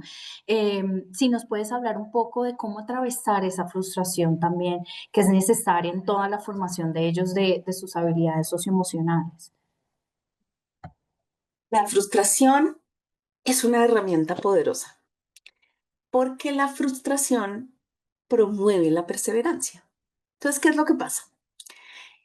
¿Qué es frustrarse? Pongamos, ¿sí? Entonces, la frustración es una mezcla entre un tipo de malestar que se puede parecer a la rabia, combinado como una suerte de decepción, de que yo no pienso bien acerca de mí mismo o que no soy capaz, etcétera, etcétera. Entonces, es una combinación. Fíjense que en mi consola es un poco más elaborada. Entonces, la frustración aparece un poquito más adelante. Y la frustración tiene que ver con la autoeficacia también. Entonces tiene que ver con que como yo no me siento capaz de hacer esas cosas, necesito o lo expreso a través de la frustración. Si yo lo que hago es decir, ok, espera, si seguimos haciendo de la misma manera, probablemente no va a funcionar. Calmémonos, porque acuérdense, ni ustedes enojados pueden aprender, ni ellos enojados pueden aprender. No, eso no ocurre. Calmémonos, busquemos un espacio e intentémoslo hacer de una manera diferente. Cuando uno permite que la ola baje y cuando la ola está abajo y uno abre alternativas, genera opciones para pensar esto de una manera distinta, funciona mucho mejor. Pero la frustración es natural y es importante porque entonces cuando yo atravieso ese malestar, paro, busco alternativas, empiezo a entender que después de la frustración viene la posibilidad de seguir tratando, que es lo que les decía, que es la perseverancia.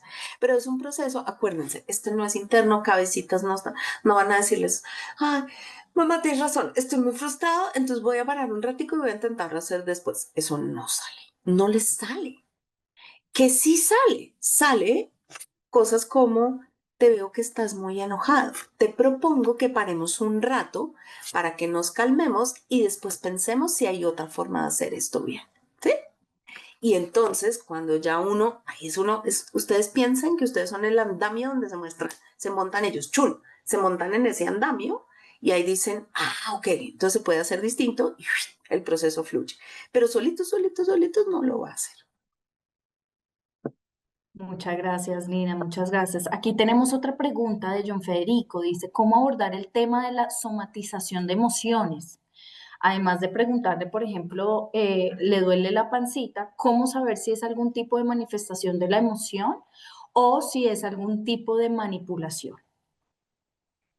Mm. A mí me encanta cuando me ponen la palabra manipulación porque en realidad ustedes saben qué es manipular. Manipular es hacer algo con las manos. Siempre tenemos esta idea de que la manipulación es algo terrible, ¿no? Entonces los niños tienen una idea secreta de que no quieren ir al colegio, entonces le voy a decir a mi papá que y entonces le atribuimos un estado cognitivo a los niños de planeación casi maquiavélica impresionante. Y no, resulta que los niños sí están manipulando, pero por supuesto. Pero la manipulación de ellos tiene que ver con un malestar, no con una idea que tienen ellos de lograr una cosa, digamos, muy elaborada cognitivamente, porque no tienen el desarrollo cognitivo. Entonces, ¿qué es lo que pasa? Es que me está doliendo el estómago y estoy muy enfermo y me está doliendo el estómago. Probablemente no quieren ir al colegio. ¿Y por qué no quieren ir al colegio? Acuérdense de las preguntas, evaluar la situación. Entonces, probablemente puede ser simplemente que no durmió bien y tiene pereza, frente a lo cual uno puede decir como, ok, sí, a veces, sabes que a mí a veces también me da pereza ir a trabajar, pero es lo que hay que hacer. Acuérdense, es el amor y la regla. Entonces, invalidar que a uno le dan pereza cosas, pues no es cierto. A ustedes les da, a mí esta mañana me dio mucha pereza levantarme. Yo, oh, qué pereza. pero eso no quiere decir que no tenga cosas interesantes que hacer. Teníamos esta conferencia, esto quiere decir que no me vaya a levantar. Con los niños es lo mismo. Claro, a veces da pereza y es que anoche nos acostamos un poquito más tarde y probablemente eso tienes. Uno. La otra razón puede ser que ustedes o ellos estén experimentando algo que les produzca malestar. Eso no necesariamente quiere decir que algo malo esté pasando, ¿no? Entonces no, ahora no van a decir, ay, no, terrible, entonces ahora le están... No, puede ser, por ejemplo, que estén viendo algo en alguna clase o estén teniendo una interacción con algo, la profesora en que los están exigiendo y no saben cómo comportarse. Entonces, usualmente lo que uno dice es, no, yo no quiero ir. Pero yo creo que también lo más importante al oír que hay algo que están sintiendo es preguntarles por qué creen que están sintiendo lo que están sintiendo, ¿sí? Entonces, les cuento un ejemplo hace poquito. A Sergio le dio gastroenteritis y sentía como malestar en el estómago. Y entonces empezó a pasar que los domingos le decía por la noche, tengo gastroenteritis. Mamá, estoy seguro que tengo gastroenteritis. Y yo le decía, gastroenteritis, hermano, gastroenteritis, pues no tienes ni diarrea, ni vómito, ni nada, ¿qué es lo que pasa? Y empecé a entender que en su cerebro el malestar que le daba la ansiedad de tenerse que, esta cosa que le da uno el domingo para tenerse que levantar el lunes, ¿sí, sí la han sentido? Entonces, tengo gastroenteritis, tengo gastroenteritis. Pues no era gastroenteritis, pero era una sensación muy real de la ansiedad que le producía esa transición del domingo hacia el lunes y tener que volver a levantarse, ir a la ruta, etcétera, etcétera, como hacen todos los niños. Y entonces le dije, oye, yo creo que deberíamos cambiarle el miedo a esa sensación. Esa sensación se puede llamar o miedo o se puede llamar ansiedad. ¿Y qué es la ansiedad? Entonces, cuando estamos preocupados por lo que va a pasar el otro día, es como la mezcla entre el miedo y la preocupación. Y entonces empezamos a ponerle miedo. Y ya no solamente identificaba que había noches en las cuales había algo de ansiedad y tratábamos de pensar, mañana va a pasar algo, te da miedo irte en la ruta. Entonces descubrimos, por ejemplo, que le daba un poquito de susto que los más grandes pasaran adelante de él en la fila de la cafetería. Entonces dile, bueno, entonces hazte un poquito más atrás en la fila. Entonces empezó a hacer un poquito más atrás. Entonces le pusimos nombre y apellido, se llamaba ansiedad. Tratamos de encontrar por qué estábamos sintiendo así y hacíamos un plan para tratar de disminuir la ansiedad. Entonces, identificación, lo pongo en el cuerpo, hago un plan. Y eso no importa. Si los niños intentan manipularlos, oigan, porque lo que están diciéndoles es que necesitan algo. Y generalmente tienen razón. Muchas gracias, Lina. Aquí hay otra pregunta y es, pues todos los padres pueden tener diferentes estilos de crianza, perdón, y algunos similares, ¿no? En algunos temas, por ejemplo, dentro de la misma familia y otros con padres separados. Esta nos la hace Juan Camilo y dice, ¿cómo pueden ir alineando estos estilos de crianza, ¿no? Digamos que él también menciona de que el cuerpo habla lo que el alma siente. Importante observar y contener con amor. Um, Las familias de padres separados son un reto, no porque el estar juntos o separados sea bueno o malo, esa es la circunstancia. Son un reto porque implica tener una coordinación que aunque las familias, digamos que no son de padres separados, también las tienen. em, Tienen de hecho la oportunidad de hacer un ejercicio más bonito y es que a veces en las familias cuyos padres todavía están juntos, pues se da por sentado que hay unos acuerdos mínimos sobre la crianza. En las familias de papá y mamá separados, pues esos acuerdos hay que hacerlos explícitos y hay unos mínimos no negociables. Entonces, yo sé que eso es muy difícil, no, mentiras, yo sé que eso es difícil y que dependiendo de las circunstancias, negociarlo, pues puede ser, perdón la redundancia, más fácil o más difícil. Pero una cosa que sí debemos hacer nosotros como adultos es tener claros cuáles son esos mínimos, mínimos, mínimos no negociables que deberían ser los estándares en las dos casas. Es casi imposible que las dos casas sean iguales y yo creo que si uno se acerca a esta conversación pretendiendo que todo el mundo se comporte igual, pues eso no es realista, porque las dos casas son distintas y al final las personas se separaron muy probablemente porque tenían formas de vida muy distintas. Pero si nosotros decimos, ok, ¿cuáles son esas 4 o 5 cosas que independientemente de que esté aquí o allá se van a mantener? Y eso puede ser desde la hora de la acostada, no sé, como la manera de comunicarse con el colegio, cosas que no generen mucho conflicto. Y esos 5 o 6 mínimos no negociables deberían ser la carta de navegación de esas familias que tienen hogares separados. Y eso, si ustedes me preguntan, además es tremendamente útil, tremendamente útil. Yo creo que las familias que estamos juntas también deberíamos hacer exactamente lo mismo, que es como cuáles son las cosas en las que independientemente de dónde estemos son mínimos y son valores no negociables. Y eso, digamos que se relaciona con los estilos de crianza. Los estilos de crianza, incluso en las familias que no son separadas, también son distintos. Hay unos más autoritarios. Ay, vengan, hay una cosa que hace rato les quería decir que no se los dije, y es en los estilos de crianza uno no aspira a que sea o el uno o el otro. O es que yo soy asertivo o es que yo soy autoritario. Si vieron que es un mapa, ¿no? Es un plano cartesiano. Si uno lo que intenta es que todo lo que haga lo mueva más para el asertivo, good. Pero a veces también somos un poquito más autoritarios y no pasa nada. A veces somos un poquito más permisivos y no pasa nada. Porque lo que significa las habilidades de crianza o las pautas de crianza no es que yo me caso con una sola forma de hacer las cosas, sino que yo me muevo hacia ese estilo. Entonces, aquí vuelvo y retomo la pregunta, pues en realidad compaginar los estilos es difícil. Pero en esos estilos sí hay unos mínimos que se pueden acordar que independientemente de mi estilo, yo lo mantenga en un lado y lo mantenga en el otro.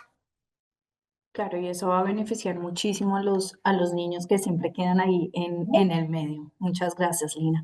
Aquí hay otra pregunta, y creo que va un poco también con lo que tú decías de que a veces los niños lloran y entonces queremos saber de dónde viene ese llanto, esa pataleta antes de empezar una rutina. Entonces aquí nos hacen una pregunta y es, ¿qué consejos puedes dar tú? Por ejemplo, si hay un chiquitín de 3 años que casi siempre hace lo que nosotros les llamamos pataleta a la hora del desayuno. Así él se anticipe lo que va a suceder y que todas las mañanas sea la misma rutina del desayuno. ¿Cómo se puede identificar qué puede estar causando esta expresión de su emoción o esta pataleta? La primera respuesta es hay que preguntarle. ¿Qué es lo que, y no, pero no en el desayuno, ¿no? O sea, no en medio de la pataleta ni en el desayuno, eso es como el principio fundamental. Pero hay que preguntarle qué es lo que no le gusta. De pronto le dan algo de comida que no le gusta, de pronto es el momento en que él anticipa que se va para el colegio, de pronto es que después de comer y se sube al bus habiendo comido, se siente un poco mareado. Entonces, lo que hay que empezar a arrancar es de dónde sale, pero no se vayan a sentar a preguntarles, bueno, cuéntame de dónde viene tu malestar. No les va a contestar eso, sino, por ejemplo, cuando estén jugando a los carros, uno puede decir como, uno puede contar, oye, imagínate, por ejemplo, que cada vez que yo me voy a subir en un avión, me da mucho miedo, y me dan ganas de llorar, siento que como que se me hace un nudo en la garganta. Cuando tú vas al desayuno, ¿te sientes así? ¿Hay algo parecido? Y entonces empiecen, acuérdense de lo concreto a lo abstracto. Entonces, lo concreto es, un ejemplo, yo me voy a subir al avión y siento que se me hace un nudo. Eso es algo parecido a lo que te pasa a ti cuando estamos haciendo el desayuno, que es lo que no te gusta. El cereal que te da papá, el batido, que es la hora de los medicamentos. Y entonces empezamos a hablar de diferentes opciones. Y cuando esto es una conversación que es la que uno empieza a acotar la razón. Y cuando uno logra acotar la razón, empieza a buscar alternativas. Pero pregúntenle, porque seguramente hay algo que les va a explicar. Uno dice, no, es el desayuno. Pero, ¿qué es el desayuno? El momento del desayuno, el desayuno antes de irse, que le duele, que... Hay que preguntar. Y Lina, de pronto ir guiando, es decir, para que pueda responder, de pronto hay algunos niños que en la edad de 3 añitos, 3 años y medio, como que no logran identificar qué es. Claro, las preguntas deben ser concretas. No puede ser, cuéntame qué te está causando este malestar, como les dije hace un momento, sino lo que no te gusta del desayuno. ¿Es la comida, lo que dice papá o que sientes que es el momento antes de irte al colegio. Y descartando y descartando y descartando. O sea, dar opciones e ir descartando hasta que lo encuentres. Súper importante, especialmente pues en estas edades que ellos están también explorando y dándose cuenta qué es lo que les hace ese malestar.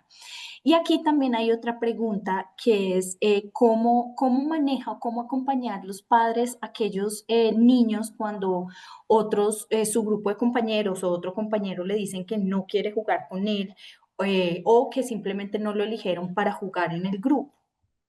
Ujú. Muy importante. Entonces, vuelvo y repito una cosa que ya les había dicho. Uno, no se lo tomen personal. Los niños y las niñas tienen conflictos naturales. En la edad preescolar, una de las fuentes de conflicto más comunes es el juego y el compartir en el juego, ¿cierto? Entonces, ¿qué es lo importante? No que a los niños los inviten a todos los juegos. Lo importante es que cada uno de sus hijos y sus hijas tenga la oportunidad de jugar con algunos o varios de sus compañeros y que en ese juego puedan construir una relación cercana y significativa. Está la idea de que uno le tiene que caer bien a todo el mundo. No, en edad preescolar además tampoco pasa. Entonces necesitamos entender que no siempre los niños se la llevan bien con todos. Está bien. Fíjense que además si nosotros arrancamos haciendo las paces con el hecho de que lo que está detrás de esto, que es muy válido, estoy segura que lo que está detrás de esto es que ustedes quieren que a sus hijos o a sus hijas no las vayan a discriminar y no las vayan a lastimar. Eso está bien, papás y mamás. Entonces, el lugar donde ustedes arrancan está perfecto. ¿Qué es lo que hacemos? Entonces, que si nosotros nos ponemos a tomarnos personal que en una ocasión de juego no hayan querido jugar con ellos, pues entonces uno asume como que ya esto es una discriminación. O incluso empezamos a decir, no, es que aquí hay bullying, que eso además no, ¿sí? Puede que hayan situaciones en las cuales sus hijos puedan ser más, digamos, vulnerables frente a la agresión de los otros niños y eso hay que hablarlo con las profes y los profes. Entonces, esa es una cosa. La segunda cosa que es súper importante acá, Diana, es que nosotros tenemos que ayudarles a los niños a pensar en estrategias de cómo relacionarse con los demás. Otra cosa que asumimos que eso viene de plano. Todos los niños van a ser amigos. No es cierto. No todos los niños saben hacer amigos. Entonces necesitamos entender cómo se dan esas situaciones en las cuales uno no ha recibido en un juego, no quiere jugar, porque entonces hay unos niños que a veces no saben muy bien cómo entrar en un juego, porque esto tiene toda una lógica. Entonces tenemos que empezar, bueno, espérame, ¿y qué fue lo que pasó? Entonces Sofía no te dejó porque yo tenía una pelota y entonces yo les dije, no, entonces podemos pensar en otra manera de hacerlo o invitar a otro niño. Entonces es como que ustedes en la vida cotidiana, sentados en la comida, cuando están yendo al supermercado, tengan estas conversaciones significativas con ellos. Y hay alguien más con el que tú puedas jugar y qué podría ser. Y la otra cosa que puede ser linda es también empiezan a tener, yo sé que ustedes tienen además relaciones cercanas con los otros papás. Para los niños y las niñas a los cuales se les dificulta crear estas relaciones más significativas, más de largo plazo, donde no necesariamente les sale así muy natural invitar a jugar a otros, inviten ustedes a jugar a los otros niños a la casa. Y eso se va aprendiendo por el modelamiento de pares. Así como aprenden por modelamiento de ustedes, también aprenden por modelamiento de pares. Entonces, pregunten, no se lo tomen personal. Ayúdenles a pensar en diferentes estrategias para abordar casos y también ustedes propicien encuentros con otros niños que les enseñen a utilizar sus habilidades.